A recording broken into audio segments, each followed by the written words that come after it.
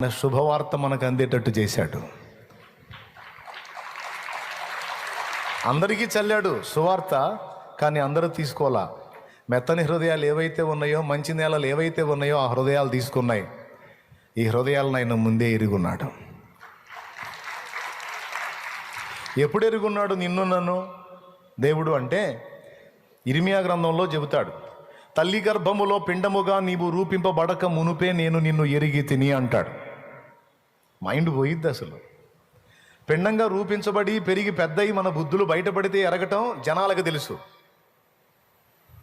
అబ్బాయి పుట్టాడంటగా, అమ్మాయి పుట్టిందంటగా అని ఇకిలిస్తారు. పుట్టాడు, పుట్టినోడు సైకో అవుతాడో, సైతాన్ అవుతాడో, సాత్వికుడు అవుతాడో ఎవరికి తెలుసు. కానీ తల్లి గర్భంలో ఇంకా పిండముగా మనం రూపింపబడక మునుపే మనల్ని ఆయన ఎరిగి ఉన్నాడట.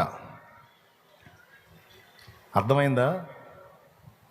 ఎప్పుడు ఎరిగి ఉన్నాడు? ఇర్మియా గ్రంథము 1:6-4 చూసుకో.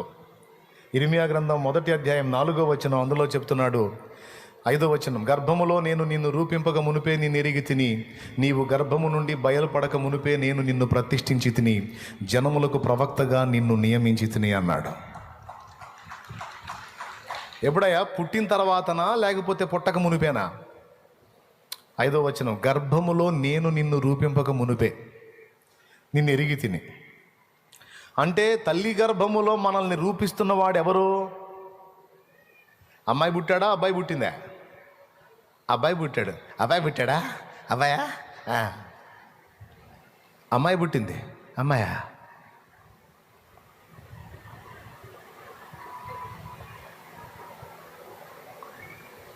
దేవుని వాక్యం అంటుంది, నిద్రమోహమా, అబ్బాయి అయినా అమ్మాయి అయినా వాళ్ళని రూపుదిద్దుతుంది ఆయన.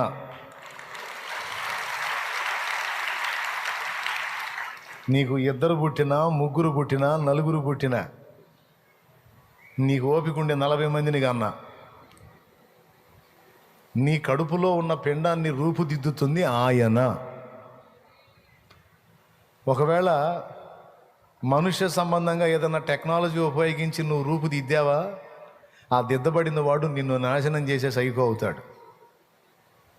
దేవుడు తన చిత్తానుసారముగా సిద్ధపరిచిన దాని విలువ వేరు, దాని ఏర్పాటు వేరు, అది ప్రత్యేకమైంది. ఒకవేళ ఏదో మానవ ప్రయత్నంగా ఏదన్నా ప్రయోగం చేసి సఫలం కావాలన్నా కూడా దేవుడే దాన్ని వర్కౌట్ చేయాలా. ఆ కోణంలో అనుకోవచ్చు, ఈ కోణంలో అనుకోవచ్చు. సరే, పక్కన